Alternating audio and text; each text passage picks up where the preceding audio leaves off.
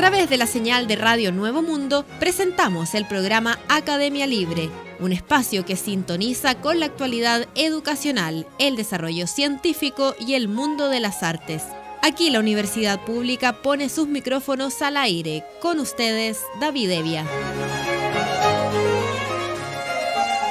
Vaya nuestro saludo a todos los auditores de Radio Nuevo Mundo que a esta hora sintonizan la emisión de Academia Libre, donde la educación, las ciencias y las artes confluyen para hacer de la creación de conocimiento un espacio público. Me acompaña Cristian Castro. ¿Cómo estás? Hola David, ¿cómo estás tú? Abordamos los temas de actualidad en educación acá en el programa Academia Libre y lo hacemos con una noticia preocupante que está marcando tendencia en Europa y desde luego también en América Latina.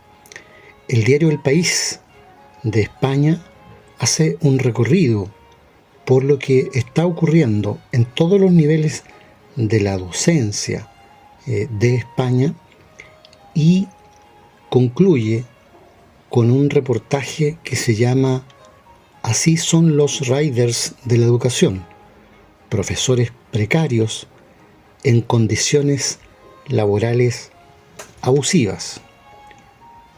Y señala, no todos los riders van en bicicleta repartiendo comida a domicilio.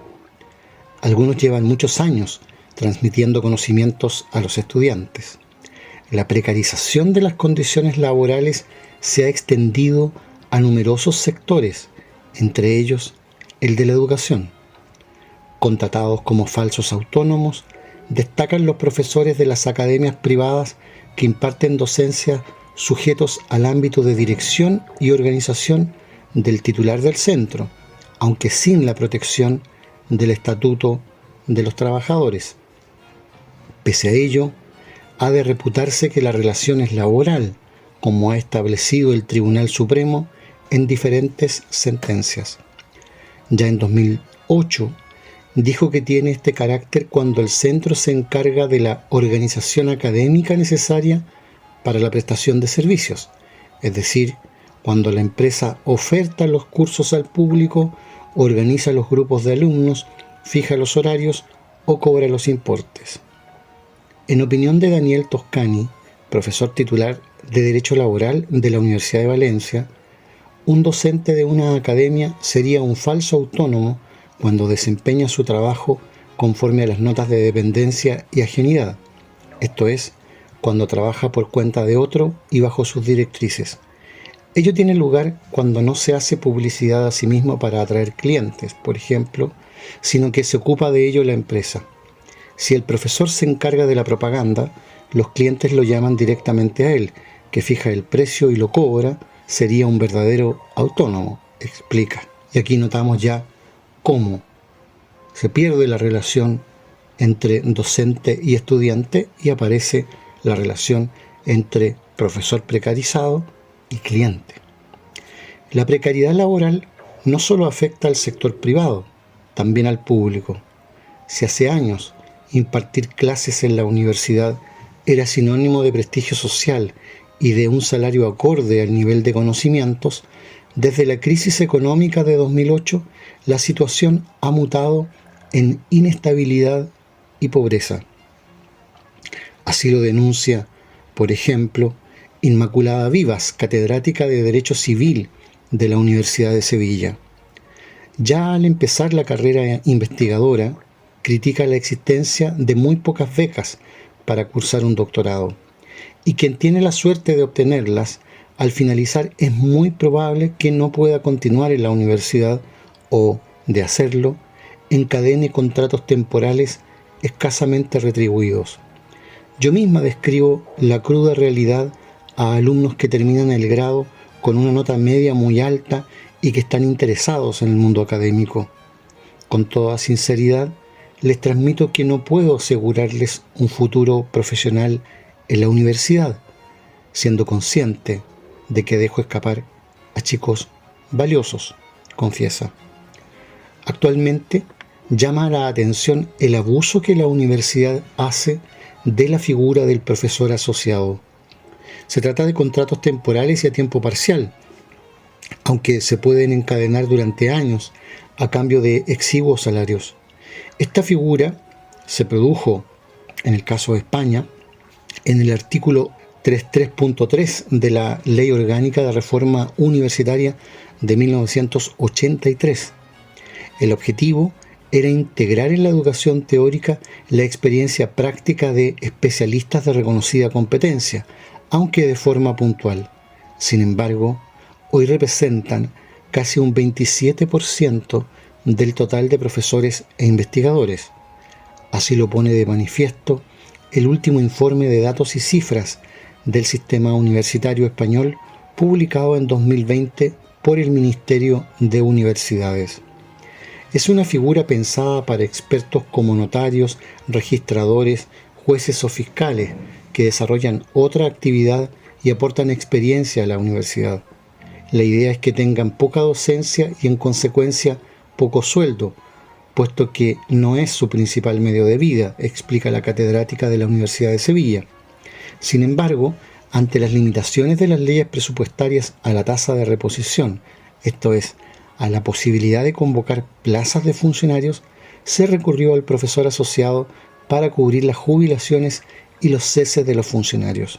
Algunos ni siquiera prestan servicios profesionales fuera de las aulas. Los asociados tienen un salario que oscila aproximadamente entre los 300 y los 800 euros al mes en función de las horas de docencia, según los portales de transparencia de diferentes universidades públicas consultados, entre otras la de Santiago de Compostela o la de Salamanca. Vienen a cobrar la quinta parte que un profesor titular funcionario mientras impartan casi el mismo número de horas, señala el profesor Toscani. Por eso, este contrato resulta muy atractivo desde el punto de vista económico para los centros, aunque se celebre en detrimento del prestigio de la universidad. Precisamente, el Tribunal Supremo, en un auto dictado este mismo mes, ha inadmitido un recurso de casación de la Universidad Carlos III de Madrid que defendía que la contratación de una asociada se había hecho conforme a derecho. En el caso enjuiciado, la profesora había prestado servicios desde 1998 hasta 2019 mediante sucesivos contratos temporales, compatibilizando esa labor con su actividad profesional en otras empresas. Tanto en primera como en segunda instancia, la justicia entendió que su contratación era fraudulenta porque obedecía a una necesidad permanente del centro de estudios. En opinión del abogado Alfredo Aspra, socio del despacho Labor Matters, la figura del profesor asociado difícilmente superaría un juicio de legalidad atendiendo a la manifiesta concatenación de los contratos.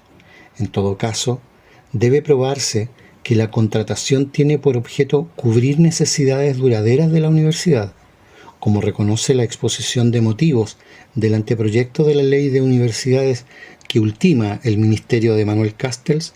Estos centros públicos están sometidos a tensiones y limitaciones presupuestarias cuyos efectos persisten hasta la actualidad desde 2008. El texto, que aún no ha llegado al Congreso, sustituirá a la Ley de 2001, que fue modificada en 2007, una vez que obtenga luz verde. Esta nota del diario El País de España incluye un pequeño recuadro que, bajo el título Esperanza para los interinos, señala: los profesores interinos no universitarios también sufren la temporalidad. Contratados en septiembre y cesados en verano, vuelven a las aulas al empezar cada curso. Aunque en un inicio el Supremo consideró que el cese suponía una discriminación frente a los funcionarios de carrera, ha rectificado su doctrina. En la línea de la justicia europea, defiende ahora que la práctica es legal porque en julio y agosto no concurre la necesidad de contratación. Pese a ello, el abogado Alfredo Aspra cree que esta jurisprudencia podría ser revisada a la luz del nuevo Real Decreto Ley para reducir la temporalidad en el empleo público. Esto que escandaliza en Europa, que impacta la vida cotidiana del profesorado en España, es realmente simbólico, con todo lo horroroso que es, con todo el abuso que hay detrás de estos centros de educación pública y particular, porque allá la situación de estos profesores temporeros, que son explotados en términos de números de horas, pero también de bajísimos, ínfimos salarios sin contrato, asciende al 27% del total en las universidades. Pero, ¿qué pasa en Chile hoy? Hoy en Chile, la inmensa mayoría de los profesores universitarios son profesores de jornada parcial, de media jornada o profesores por hora, es decir, docentes que no tienen ni estabilidad laboral, ni una remuneración adecuada y que, entre otras cosas, no tienen posibilidad alguna de dedicarse a la investigación, que es la que permite crear conocimiento, o sea, dar sentido a lo que es una universidad. Esta tendencia que está mostrando el viejo continente sobre la precarización de los profesores en 2021, y que es una realidad ya mucho más crítica en el caso de Chile y de buena parte de América Latina, probablemente va a tener un impacto mucho más negativo y mucho más marcado en los próximos años. No se trata simplemente de una situación que, como en este caso, afecta a los profesores universitarios. La precarización de la vida docente, ya lo hemos visto en Academia Libre en otras ocasiones, afecta muy fundamentalmente también a aquellos docentes que imparten clases en la enseñanza básica y secundaria. Precisamente por eso es sumamente preocupante una información publicada recientemente en la prensa local que muestra una intencionalidad de dividir al movimiento social de los profesores. Precisamente el diario electrónico El Desconcierto da una tremenda tribuna mediática al señor José Luis Velasco, que lidera la así autodenominada Asociación de Educadores de Chile. ¿Y qué dice este señor? A ver si atrapa inocentes. Yo no quiero centrarme en criticar al colegio de profesores. En lo personal nunca me he sentido representado con su discurso, pero aquí lo relevante es que hay miles de docentes que tampoco lo han estado. No quiero ser crítico, nosotros no somos oposición a ellos, sino que somos un contrapunto, somos otra organización y queremos trabajar por la calidad y la mejora en la educación, afirmó.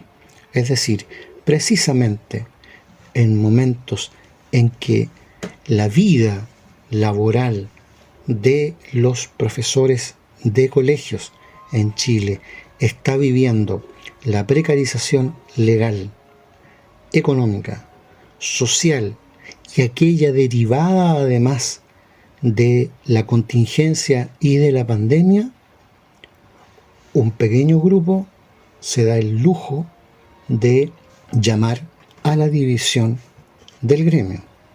Pero no se trata solo de dividirse, sino que también de plantear puntos de vista absolutamente ultraconservadores. La Asociación de Educadores de Chile, señala la nota de prensa, está avanzando en convocar a los profesores. La meta es completar el mínimo para la legalización antes de fin de año, por lo que aún no ha entregado una evaluación concreta sobre el desarrollo de la educación chilena durante los últimos 30 años, la que es, por cierto, duramente criticada por el Colegio de Profesores. De todos modos, Velasco entregó algunas posturas que serían compartidas por la mayoría de los integrantes del grupo, las que, entre otros puntos, apuntan a la libertad de enseñanza, tema que se tomó el debate luego de la discusión del reglamento de la Convención Constitucional. Dice el señor Velasco: creo que el sistema educacional chileno ha tenido importantes avances, pero también hay algunas luces de alerta que hay que considerar. El profesor afirmó que la gratuidad de los colegios particulares subvencionados es un paso importante no solo para la calidad de la educación, sino que también para poder ejercer el derecho de los padres a elegir la educación de sus hijos. La libertad de educación se basa en esta libertad de los padres, o sea, primero está la libertad de crear establecimientos, y ahí creo que hemos retrocedido, añade, y la libertad de los padres de escoger el proyecto educativo el mejor para sus hijos, expresó. Como recordarán los auditores, el principio de libertad de enseñanza, siempre invocado por la derecha más conservadora de este país, ha sido su bandera para sostener y justificar los procesos de privatización en la educación. Lo hizo en el siglo XIX la Iglesia Católica para intentar retener en su propiedad la institucionalidad educativa de la enseñanza básica al menos, y seguir lucrando con ella. Lo hizo la dictadura militar de Augusto Pinochet en el siglo XX, y ha sido hasta el día de hoy la bandera con la que se presenta ante la ciudadanía la derecha tradicional, esa que privatiza, lucra y legisla sobre educación mientras se llena los bolsillos con la enseñanza. Por lo tanto, la postura de esta nueva supuesta asociación de educadores no es neutra, y sí es abiertamente de oposición al Colegio de Profesores. Sí busca atomizar al gremio de los maestros en los duros momentos que enfrenta nuestro país en la materia. Y por si a alguien le queda duda, señala que la aparición de esta asociación como contrapunto al Colegio de Profesores implica que, según Velasco, no es ni de derecha ni de izquierda, sino de educadores. Las posiciones políticas de cada uno, legítimas por cierto, no tienen que impedir, agrega, el desarrollo de una asociación ni ser las guías. Nosotros estamos comprometidos absolutamente con crear una asociación gremial que no sea político-partidista, que no esté vinculada ni para bien ni para mal con un partido político, con sector político alguno, ni con la autoridad de gobierno, ni con autoridades municipales. Es decir, exactamente lo que decía Pinochet sobre la política y los políticos. El coordinador de esta nueva asociación, aún no legalizada, agregó que yo sé que es algo que mucha gente no cree, y no lo cree porque ha visto durante años muchas asociaciones gremiales que se han convertido en una oficina más de un partido político u otro. De hecho, nosotros, dice, estamos haciendo preinscripciones a través de internet por nuestra página web. Usted pincha y a ninguno de los profesores le preguntamos qué piensa políticamente, si está en un partido o no está, si milita o ha militado. Lo que sí les exigimos a todos es que todos estén comprometidos con nuestra visión y nuestros principios. ¿Cuáles son esos principios? El lucro, el derecho a la enseñanza privada que tiene la élite para levantar escuelas como si fueran industrias y nada más. En este discurso que tiene una tremenda cobertura en términos de espacio en el diario El Desconcierto, no aparece planteada la situación social de los maestros, sospechosamente no aparece referencia alguna a sus bajos salarios, a la precariedad de las condiciones con las que se desempeñan en el país, tampoco abordan el proceso pedagógico propiamente tal, simplemente son los nuevos voceros del empresariado, de la enseñanza. Y con lo que está ocurriendo en materia de educación, no es posible darse ese tipo de lujos que llaman a la atomización en lugar de convocar a la unidad.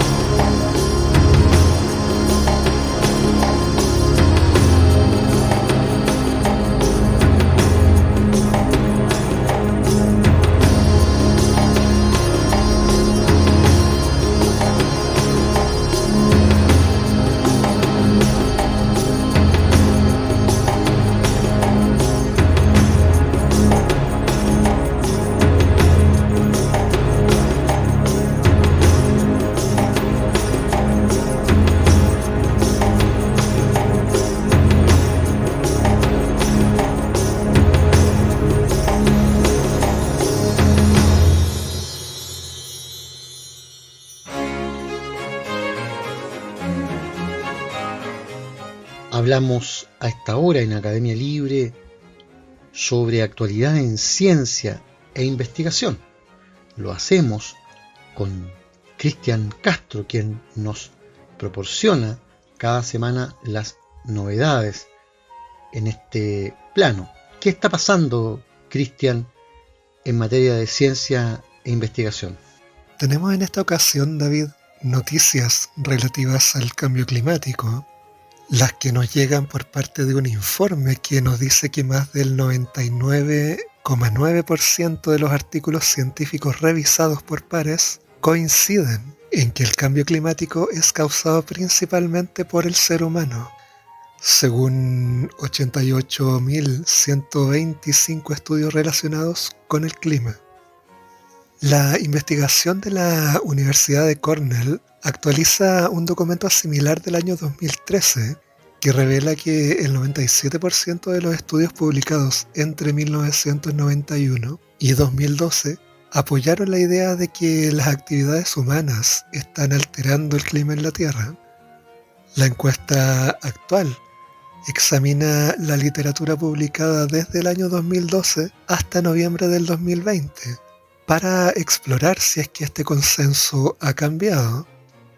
Mark Lynas, miembro visitante de la Alianza para la Ciencia en la Universidad de Cornell y el primer autor de este artículo, señala: estamos virtualmente seguros de que el consenso está muy por encima del 99% ahora y que está prácticamente cerrado el caso de cualquier conversación pública significativa sobre la realidad del cambio climático causado por los seres humanos. Por otra parte, Benjamin Halton, decano de la Facultad de Agricultura y Ciencias de la Vida en Cornell y coautor de este estudio, señala que es fundamental reconocer el papel principal de las emisiones de gases de efecto invernadero para que podamos movilizar rápidamente nuevas soluciones, dado que estamos siendo testigos en tiempo real de los devastadores impactos de los desastres relacionados con el clima en las empresas, las personas y la economía. Sin embargo, es necesario considerar que, a pesar de estos resultados que son bastante concluyentes, las encuestas de opinión pública, así como las opiniones de ciertos políticos y representantes públicos, apuntan a creencias falsas y afirman que todavía existe un debate importante entre los científicos sobre la verdadera causa del cambio climático. Sin ir más lejos, el Pew Research Center descubrió que solo el 27% de los adultos estadounidenses cree que casi todos los científicos estaban de acuerdo en que el cambio climático se debe a la actividad humana. Una de las encuestas Gallup de 2021 señaló una división partidista cada vez más profunda en la política estadounidense sobre si el aumento de las temperaturas observadas en la Tierra desde la Revolución Industrial fue causado o no principalmente por humanos. Para comprender dónde existe un consenso, es necesario poder cuantificarlo, refiere Lynas. Esto significa examinar la literatura de una manera coherente y no arbitraria, para evitar intercambiar papeles seleccionados, que es a menudo la forma en que estos argumentos se llevan a cabo en la esfera pública. En el estudio, los investigadores comenzaron examinando una muestra aleatoria de 3.000 estudios del conjunto de datos de 88.125 artículos sobre el clima publicado entre el año 2012 y el año 2020. Encontraron que solo 4 de los 3.000 artículos eran escépticos sobre el cambio climático causado por los seres humanos. Sabíamos que los artículos escépticos sobre el clima eran extremadamente pequeños en términos de su aparición, pero pensamos que aún debe haber más en los 88.000, señaló Lynas. El coautor del estudio, Simon Perry, un ingeniero de software con sede en Reino Unido de Alliance for Science, creó un algoritmo que busca palabras claves de artículo que el equipo sabía que eran escépticos, como solar, rayos cósmicos, cielos naturales. El algoritmo se aplicó a los más de 88.000 artículos y el programa los ordenó para que los escépticos llegaran más arriba en el orden. encontraron muchos de estos artículos disidentes cerca de la parte superior, como se esperaba, con rendimientos decrecientes más abajo de la lista. En general, la búsqueda arrojó 28 artículos que eran implícita o explícitamente escépticos, todos publicados en revistas secundarias de ciencia. Dados estos indicadores, si el resultado del 97% del estudio del año 2013 todavía dejaba alguna duda sobre el consenso científico sobre la influencia humana en el clima, los hallazgos actuales van aún más lejos para disipar cualquier incertidumbre, señaló Lainas, investigador principal de esta publicación. Esta debería ser la última palabra, dijo. Y es que si vamos a las conclusiones del informe en cuestión, tenemos que señalar lo siguiente. Nuestros resultados confirman, como se ha encontrado en muchos otros estudios previos a esta cuestión, que no existe un debate científico significativo entre los expertos sobre si el cambio climático es o no causado por el hombre. Este problema se ha resuelto de manera integral, y la realidad es que la causa antropogénica del cambio climático no es más controvertida entre los científicos que la teoría de la tectónica de placas o la teoría de la evolución. La pequeña cantidad de artículos que se han publicado durante nuestro periodo de tiempo que no están de acuerdo con este abrumador consenso científico no ha tenido un impacto discernible, presumiblemente porque no brindan ninguna evidencia convincente para refutar la hipótesis de que es muy probable que la influencia humana haya sido causa dominante del calentamiento observado desde mediados del siglo XX. Y es que el grupo intergubernamental de expertos sobre el cambio climático ha declarado que es inequívoco que la influencia humana ha calentado la atmósfera, el océano y la Tierra.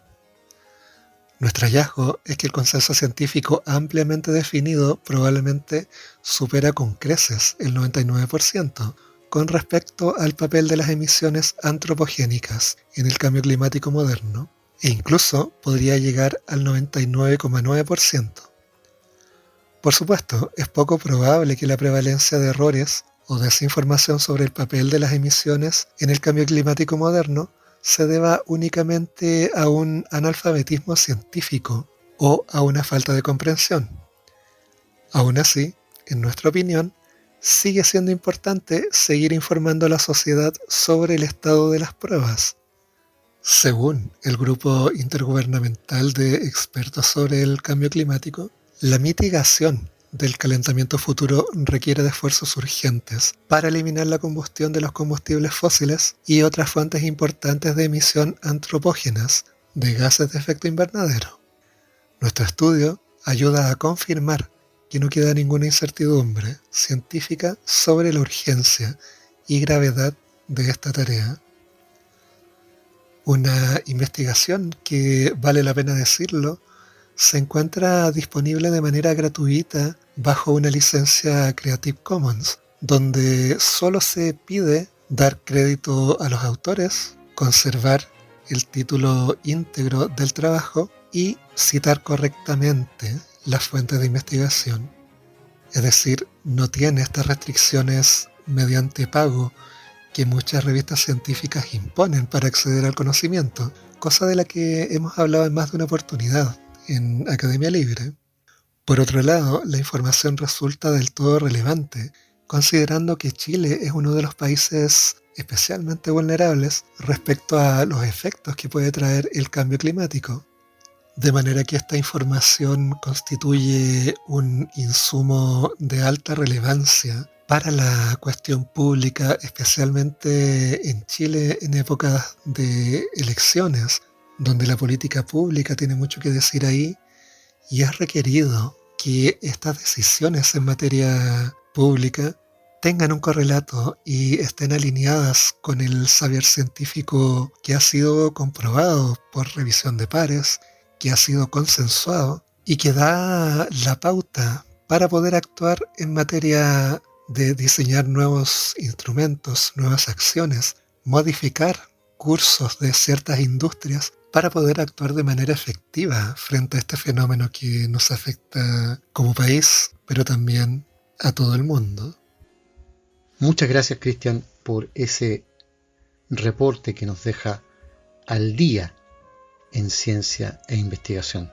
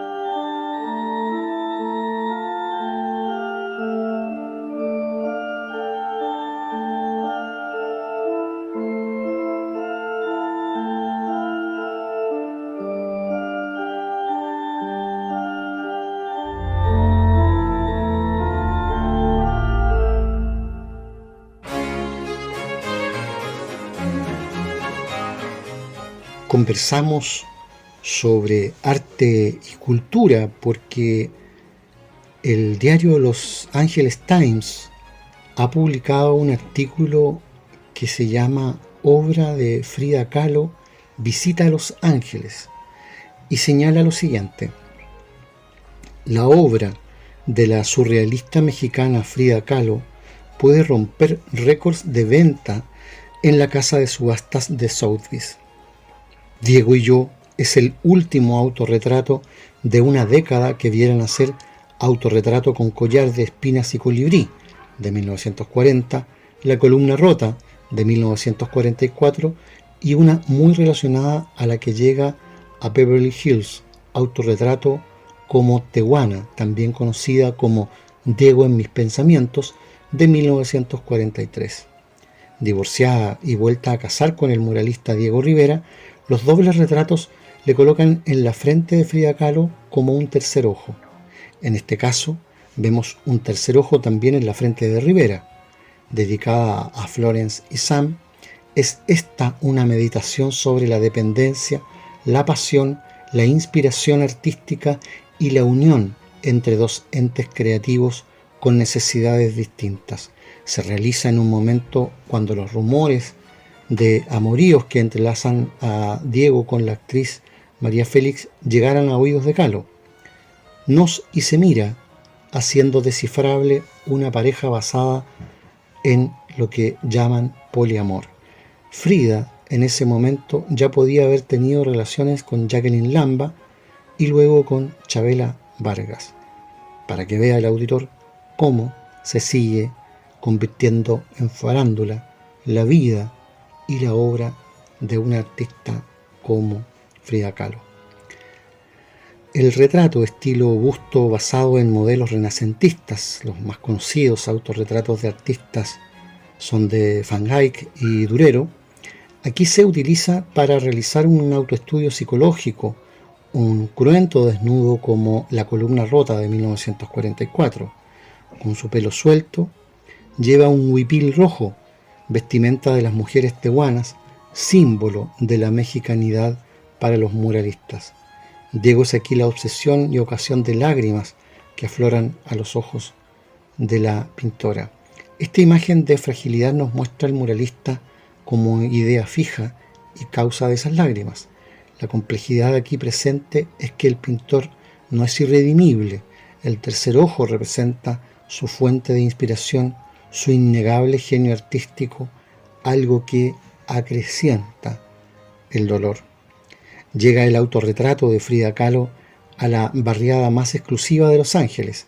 Es una gira de promoción para generar interés entre las figuras importantes de Hollywood. Una artista activista dentro del Partido Comunista Mexicano, amiga y benefactora de León Trotsky, abogada de las causas del proletariado, visita el mundo connotado por excluir a los hispanos de las pantallas, señala el artículo de Los Angeles Times. Los precios de la Kahlo, agrega, se dispararon a partir de que Madonna y otras luminarias mostraran interés en coleccionar su obra. Pasó a ser ícono de moda y la cultura popular. En la sala de Sotheby's, Los Ángeles, se puede ver la obra de la surrealista mexicana y también adquirir joyas, bolsos Chanel y zapatos Nike, informa este medio, por supuesto, ironizando sobre el tratamiento que la cultura de la superficialidad da a este tipo de presentaciones y obras. En un intento de corregir muchos de los errores de atribución y mitos sobre la Kahlo, la editora Taschen de Alemania recurrió a Luis Marín Lozano, historiador de arte, exdirector del Museo de Arte Moderno de México, galardonado además con la beca Fulbright, para que encabezara una concienzuda investigación que dio lugar a Frida de Complete Paintings, o la edición en castellano, Frida, obra pictórica completa. El libro da acceso a los diarios, correspondencias, fotos de Edward Weston, Nicholas Murray y Manuel y Lola Álvarez Bravo, estos grandes íconos de la fotografía surrealista de aquellos tiempos. Llegamos a ver muchos dibujos y obras en colecciones privadas. Una figura tan manoseada y explotada para fines de lucro requiere de este tipo de estudio serio. La Kahlo pasó de figura de interés para los comisarios, historiadores y estudiosos del surrealismo en México para convertirse en un cliché y en un producto. La monografía de Marín Lozano, añade el artículo, abre las puertas a fuentes directas. Era ya de imperiosa necesidad. Es en este preciso momento cuando la colección de Jack y Natasha Hillman viaja al floridano Norton Museum en West Palm Beach, lejos de un Miami que coloca una ruidosa barrera para marcar su territorio y dedicarlo al arte contemporáneo. Los museos como el Norton, el Fort Lauderdale y el Ringling Museum de Sarasota aglutinan colecciones serias y atraen importantes exhibiciones. En el Norton, cuyos boletos de reservación se venden con semanas de anticipación, Frida Kahlo tiene una destacada presencia con Autorretrato con monos de 1943 y La novia que se espanta del mismo año. Por supuesto, Rivera, Izquierdo, Manuel y Lola Álvarez Bravo, Covarrubias, Gerso, Mérida, Siqueiros y Tamayo tienen su lugar protagónico en West Palm Beach. Los ojos están ahora puestos en South Beach, Nueva York. Christie's mantiene un departamento de arte latinoamericano.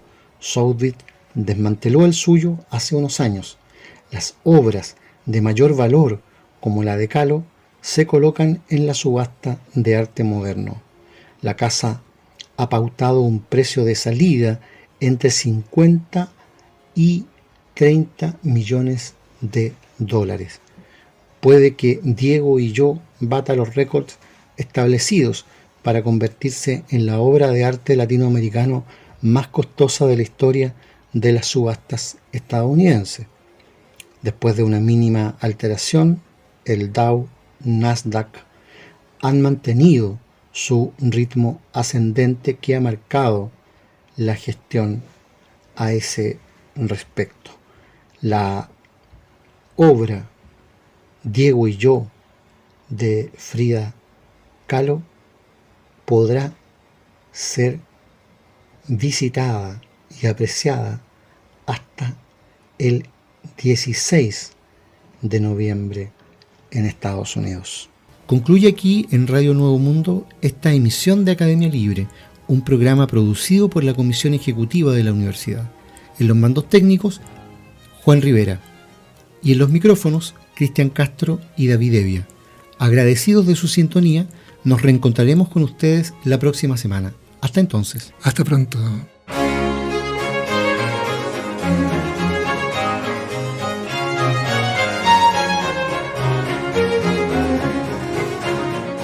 Concluye aquí este capítulo de Academia Libre, un programa que aporta miradas críticas a la construcción de la sociedad.